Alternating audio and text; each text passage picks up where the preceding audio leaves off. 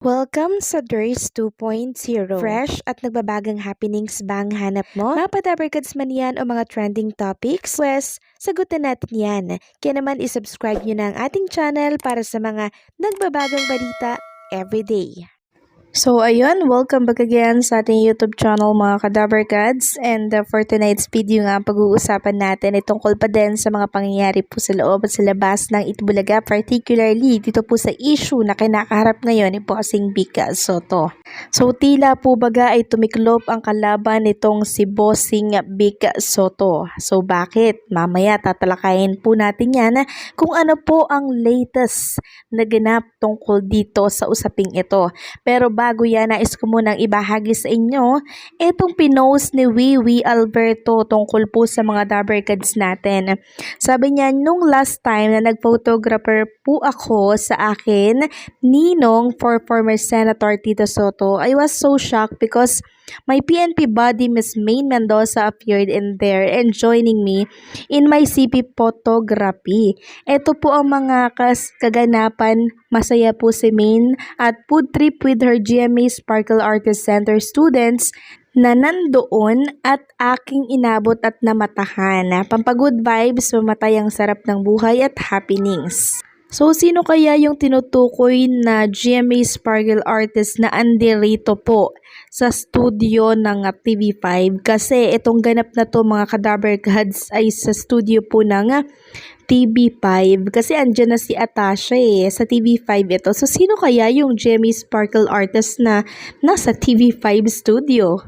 Next topic naman, sabi dito, posible kayang harangin ni Senator Tito Sotto at MTRCB Lala Sotto ang pelikula ni Direk Daryl Yap? Tapos sa post na to mga Kadabarkads may nag-comment, sabi niya, wrong move kapag hinarang ang ibig sabihin may kinalaman or may tinatago or guilty. Simple logic. Bakit mo haharangin for what? To avoid the truth na malaman ng taong bayan tungkol sa mga rapists? So itong komentong to mga Kadabarkads ay mariin po nating tinututulan dahil hindi naman ibig sabihin na hinarang po ay guilty na agad, 'di ba? Katulad na lamang po noong naging teaser ni Daryl Yap noong nakaraan na mariing inalmahan po agad ni Bossing Vic Sotto dahil mapanira na po ito. Lalo na sa kanyang pangalan, lalo na sa kanyang pamilya at sa kanyang mga anak. So, ibig mo bang sabihin sa commenter na to, since nag-react agad si Bossing Vic Sotto, ay guilty agad siya? Hindi ba pwedeng nag-react siya, nagsampa siya ng kaso dahil mapanira na po ng puri yung trailer na yun? Hindi ibig sabihin ay guilty na, kaya po nag-react or kaya hinarang. Depende po yan sa kabuuan ng pelikula. Kung meron pong masasagasa ang tao doon na ikakasira ng reputasyon ng isang artista. Ngayon, eto po ang latest mga Kadabarkads, So, kanina po, inilabas na po ng Vincentiment etong final teaser ng The Pepsi Paloma. And I'm sure na panood nyo na din ito mga Kadabarkads. Ngayon, himay-himayin po natin yung nakita natin doon sa full trailer or sa official trailer po ng naturang pelikula na di umano ay showing na po by February 5. Actually, magagaling naman po yung mga artista doon pero syempre hindi po galing ang usapin dito, kundi yung pangalan na nakasalalay po sa mga babanggitin sa naturang pelikula. At syempre doon sa takbo ng pelikula.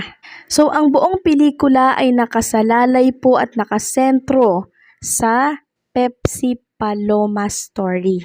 Sabi nga po nila, bakit hindi na lang Pepsi Paloma story yung naging title? Bakit kailangan pa daw na The Rapist of Pepsi Paloma?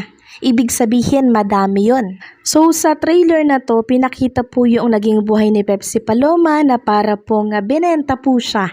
Parang binenta yung kanyang kaluluwa, naging dancer po siya sa club. At napansin ko nga po mga Kadabarkads na dalawang importanteng tao sa buhay po ni Pepsi Paloma Paloma ang umappear dito sa naturang official trailer po ng The Pepsi Paloma Story, no? Na inlabas po ng Sentiment or nitong si Daryl Yap.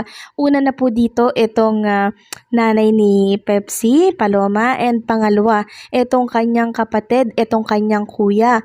Ngayon, hindi po maalis sa isipan ko yung sinabi nitong kuya po ni Pepsi Paloma. So, yung mga naging linyahan po doon ng kuya po nitong si Pepsi Paloma, kung sa kanila parang baliwala, pues sa kanila daw hindi. Tapos parang may sinabi pa siyang mga demon kayo, no? Parang ganun yung sinabi niya. So, hindi ko alam kung sino ang tinutukoy niya dito sa sinabi niyang yun. Kung yung mga umabuso ba sa pagkatao nitong kapatid niya, or pumapatungkol ba ito doon sa issue na pinupukol po doon sa trio kay Boss Joey, kay Vic Soto, and syempre dito kay Richie De Horsey, and syempre damay din po ang pangalan dito, no, ni Tito Soto. So hindi ko alam kung para kanino po yung sinabi niyang linya sa naturang trailer nitong Pepsi Paloma Story. And eto pa yung matindi dyan, mga Kadaber Kads. Hinahanap ko po yung unang trailer na inilabas nitong si Daryl Yap, na kung saan nabanggit nga po yung pangalan ni Bossing Vic Soto, na kung inano daw siya ni Vic Soto, tinanggal na po yung trailer na yon, mga Kadaber Kads, kasi yun nga po yung pinagsimulan po ng legal battle, 'di ba? Kaya nga po nagsampa ng kaso itong si Bossing Vic Soto dahil tahasan po at talaga naman pong binanggit yung kanyang pangalan doon, na which is mapanirang puri na po, mga Kadaber Kads. Ngayon hinahanap ko doon sa trailer na yon yung linyang yon, pero wala po ako nakita. Hindi ko alam kung hindi lang nila sinama yon or isasama nila yon sa naturang kabuuan ng movie, or tuluyan na po itong tinanggal. So hindi ko po sure kung tuwiran ng tinanggal or tuluyan na pong tinanggal. So siguro inedit, no, yung pelikula, yung tungkol sa mga mapanirang puri dyan sa mga Soto. Ngayon, nagbasa po ako ng komento mula po sa ilang mga netizen dito sa naturang inilabas na official trailer po ng Sentiments para po kay Pepsi Paloma. Sabi ng isang commenter, ba't ganun? Iba pakiramdam ko sa manager niya. Binenta ata kaluluwa ni Pepsi, kapit sa patalim. Tapos may nag-reply na, yung mga gumagamit kasi talaga kay Pepsi Paloma nung nabubuhay pa siya ang talagang focus ng movie. Kasama na doon yung manager niya. Yung rapist marketing strategy lang yon para mabenta, kasi maraming tao sa title lang nakabase agad. Sabi pa ng isa, mga Kadaber Gods, kaya nga open to interpretation nga yung title. Marami ang nagsamantala sa kanya, and we can hope this movie will reveal that. So ngayon, parang naiintindihan ko na, mga Kadaber Gods, kung bakit The Rapist of Pepsi Paloma. Ibig sabihin, marami po yung nagsamantala sa kanya. At lilinawin ko lang, labas po dito si Bossing and Boss Joey dahil yung title tumutukoy po pala sa bayarang babae. Kasi tingnan nyo ha, The Rapist of Pepsi Paloma, ibig sabihin ito yung mga nagsamantala po sa katauhan ni Pepsi Paloma, since bayarang babae nga po at tila baga ay benenta po siya, no? Naging dancer po siya sa club.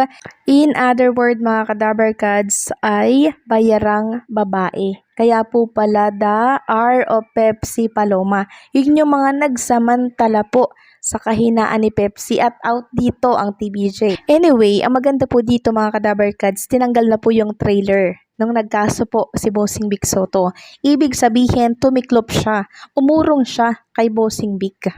So hanggang dito na lamang po ang update natin. Maraming salamat sa patuloy na pagsuporta, and don't forget to like, share, comment, and subscribe.